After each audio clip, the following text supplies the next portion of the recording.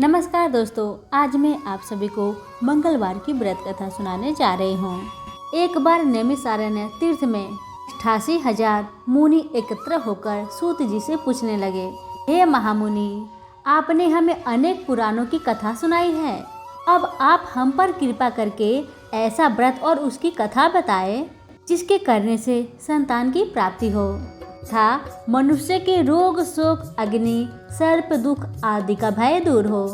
कलयुग में सभी जीवों की आयु बहुत कम है। इस पर यदि उन्हें रोग चिंता के कष्ट लगे रहेंगे तो फिर वे श्री हरि के चरणों में अपना ध्यान कैसे लगाएंगे। तो श्री सूत जी ने कहा, हे मुनियों, आपने लोक कल्याण के लिए बहुत ही उत्तम बात पूछी है। एक बार युधिष्ठिर ने भगवान श्री कृष्ण से लोक कल्याण के लिए यही प्रश्न किया था और भगवान श्री कृष्ण और युधिष्ठिर का संवाद मैं आपके सामने कहता हूँ, ध्यान देकर सुने। एक समय हस्तिनापुर के राजसभा में योगी राज श्री कृष्ण बैठे हुए थे।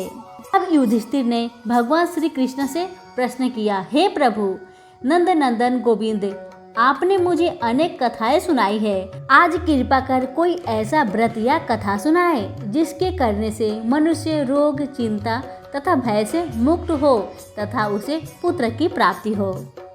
हे भगवान, बिना पुत्र मनुष्य का जीवन व्यर्थ है, वह नरकगामी होते हैं।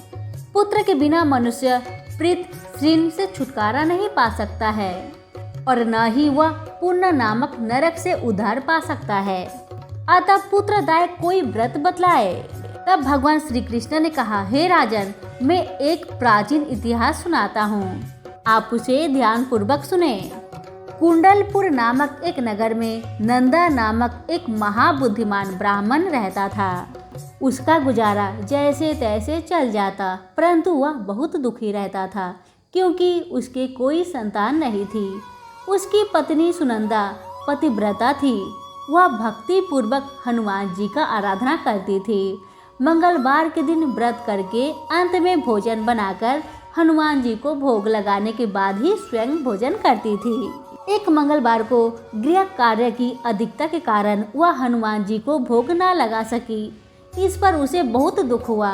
उसने स्वयं भी भोजन नहीं किया, प्रण कर लिया कि अब मैं अगले मंगलवार को हनुमान जी को भोग लगाकर ही अन्न जल ग्रहण करूंगी। ब्राह्मणी सुनंदा प्रतिदिन भोजन बनाती, श्रद्धा पूर्वक अपने पति को खिलाती, परंतु स्वयं भोजन नहीं ग्रहण करती और मन ही मन श्री हनुमान जी का आराधना करती रहती। इस प्रकार 6 दिन तक ब्राह्मणी सुनंदा अपने प्रण के अनुसार भूखी प्यासी निराहारी रही, परंतु 7वें दिन मंगलवार को वह प्रातःकाल ही बेहोश होकर गिर पड़ी।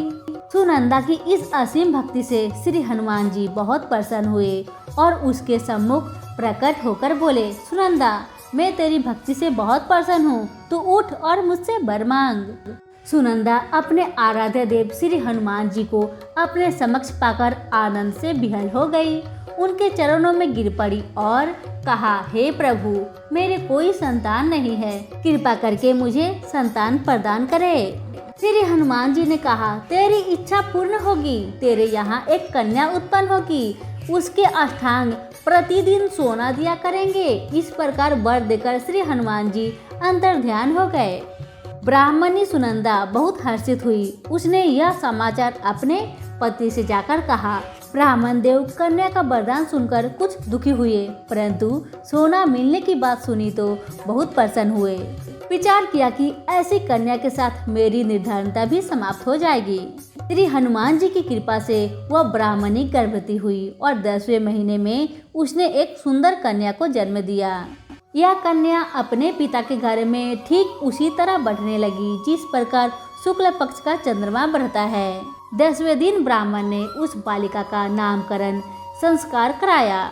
उसके कुल पुरोहित ने उस बालिका का नाम रत्नवाला रखा। इस कन्या ने पूर्व जन्म में विधि विधान से मंगल देव का व्रत किया था। रत्नवाला का अष्टांग प्रतिदिन बहुत सा सोना देता था।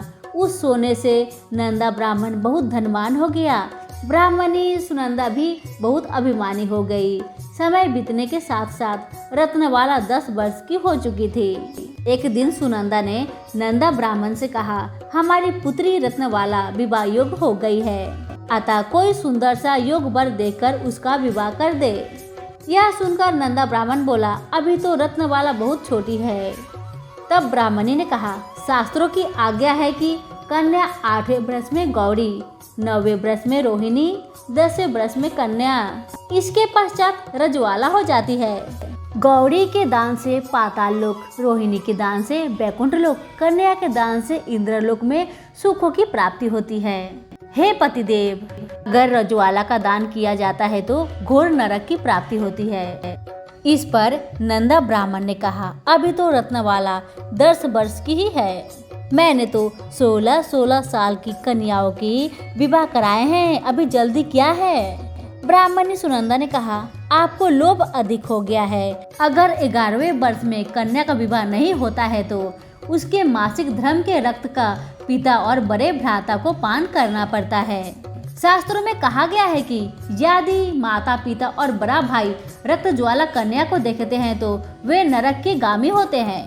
तब ब्राह्मण ने कहा, ठीक है, मैं कल योग वर की तलाश में अपना दूत भेज देता हूँ। दूसरे दिन ब्राह्मण ने दूत को बुलवाया और कहा, मेरी कन्या जैसी सुंदर है वैसा ही सुंदर वर उसके लिए तलाश करो। दूत स्वामी की आज्ञा पाकर वह खोजने के लिए चल पड़ा। अनेक नगर घूमने के बाद उसने पंपाई नगर में एक सुंदर ब्राह्मण युवक को देखा। वह बालक, जिसका नाम सोमेश्वर था, बहुत गुणवान था। दूत ने इस सुंदर व गुणवान ब्राह्मण पुत्र के बारे में अपने स्वामी को पूर्ण विवरण दिया। ब्राह्मण नंदा को भी सोमेश्वर अच्छा लगा और फिर एक दिन शुभ मुहूर्त में विधि पूर्वक सोमेश्वर को कन्या का दान करके ब्राह्मण ब्राह्मणी संतुष्ट हो गए। परंतु ब्राह्मण नंदा के मन में तो लोभ समाया हुआ था। उसने रत्नवाला की कन्यादान तो कर दिया था, परंतु वह खिन्न था। उसने विचार किया कि रत्नवाला अब ससुराल चली जाएगी, इससे जो सोना मुझे मिलता था वह आगे नहीं मिलेगा। मेरे पास जो धन था कुछ तो इसके विवाह में ही खर्च हो गया और शेष बचा है वह भी कुछ दिनों के पश्चात समाप्त हो जाएगा। मैंने इसका विवाह करके बड़ी भूल की। उसने विचार किया कि अब कोई ऐसा उपाय करूं कि लोभ रूपी राक्षस ब्राह्मण नंदा के मस्तिष्क पर छाता जा रहा था। रात भर सास्या पर बेचैनी से करवटें बदलते बदलते उसने एक क्रूर निर्णय लिया। उसने विचार किया कि जब रत्नवाला का पति सोमेश्वर उसे अपने घर वापस ले जा रहा होगा तो वह मार्ग में उसका वध करवा देगा और अपनी पुत्री को अपने घर वापस ले आएगा, जिससे नियमित रूप से उसे सोना भी मिलता रहेगा और समाज का कोई मनुष्य उसे दोष भी नहीं दे सकेगा। प्रातःकाल हुआ। नंदा ब्राह्मण और उसकी पत्नी सुनंदा ने अपने जामाता तथा पुत्री को बहुत सारा धन देकर विदा किया। सोमेश्वर अपनी पत्नी रत्नबाला को लेकर अपने नगर की तरफ चल दिया। ब्राह्मण नंदा महालोक के वशीभूत हो पाप पुण्य का विचार भी भूल चुका था। अपने भयानक व क्रूर निर्णय को कार्य रूप देने के लिए उसने अपने दूत को मार्ग में अपने जामाई का वध करने के लिए पहले ही भेज दिया था। दूत मार्ग में ही छिपकर बैठ गया और जैसे ही सोमेश्वर उसके पीछे स्थान पर पहुंचा, ब्राह्मण दूत ने स्वामी की आज्ञा का पालन करते हुए सोमेश्वर का वध कर दिया। इसके पश्चात उसने यह समाचार ब्राह्मण तक पहुंचा दिया। अपने जामाता के वध का समाचार प्राप्त कर नंदा ब्राह्मण उस स्थान पर पहुंचा और रुदन करती अपनी पुत्री से बोला, पुत्री, मार्ग में लुटेरे ने तेरे पति का वध कर दिया है। भगवान की इच्छा के आगे किसी का कोई बस नहीं चलता। अब तू घर चल, वहां रहकर ही शेष जीवन व्यतीत करना। जो भाग्य में लिखा है वही होता है। अपनी पत्नी का अकाल मृत्यु से रत्नवाला बहुत दुखी हुई। करुण कुंदन व रुदन करती हुई वह अपने पिता से बोली, हे पिताजी, इस संसार में जिस स्त्री का पति नहीं है उसका जीना व्यर्थ है। मैं अपने पति के साथ ही अपने शरीर को जला दूंगी और सती होकर अपने इस जन्म को माता पिता के नाम को तथा सास ससुर की यश को सार्थक करूंगी। ब्राह्मण नंदा अपनी पुत्री रत्नवाला के वचनों को सुनकर अवाक रह गया। वह विचार करने लगा, मैंने व्यर्थ ही जामाता का वध का पाप अपने सिर लिया। रत्नवाला अपने पति के साथ अपने प्राण तक त्याग देने को तैयार है। मेरा तो दोनों तरफ से ही मरण हो गया, धन तो अब मिलेगा नहीं, जमाई वध के पाप के फलस्वरूप यम यातना भी भुगतनी पड़ेगी। यह सोचकर वह बहुत दुखी हुआ। सोमेश्वर की चिता रचाई गई। रत्नवाला सती होने की इच्छा से पति का सिर अपनी गोद में रखकर चिता में बैठ गई। जैसे ही सोमेश्वर की चिता में आग लगाई गई, वैसे ही प्रसन्न हो मंगलदेव वहां प्रकट हुए और बोले, हे रत्नवाला, तू वर मांग। रत्नवाला ने अपनी पति का जीवन दान मांगा। मंगलदेव बोले, रत्नवाला, तेरा पति अजर अमर है, यह बड़ा विधान भी होगा। इसके अतिरिक्त तेरी जो इच्छा हो वह वर मांग। रत्नवाला ने बोली, हे प्रभु, हे ग्रहों के स्वामी, यदि आप मुझ पर प्रसन्न है तो मुझे यह वरदान दीजिए, जो भी मनुष्य मंगलवार के दिन प्रातःकाल लाल पुष्प लाल चंदन से पूजा करके आपका स्मरण करे, उसे रोग व्याधि ना हो, सज्जनों से कभी वियोग ना हो, सर्प अग्नि तथा शत्रुओं का भय ना रहे। जो स्त्री मंगलवार का व्रत करे वह कभी विधवा ना हो। मंगलदेव तथास्तु कहकर अंतर ध्यान हो गए। मंगलदेव की कृपा से सोमेश्वर जीवित हो उठा। रत्नवाला अपने पति को पुनः प्राप्त कर बहुत प्रसन्न हुई। सोमेश्वर अपनी पत्नी को लेकर अपने नगर को चला गया। इसके बाद से दोनों पति पत्नी मंगलदेव का व्रत प्रत्येक मंगलवार को करने लगे और मंगलदेव की कृपा से इस लोक का सुख ऐश्वर्य भोग कर अंत में स्वर्गलोक को गए। हमारी मंगलवार की व्रत कथा यहीं पे समाप्त हुई। उम्मीद करती हूँ आप सभी को पसंद आई होगी। धन्यवाद।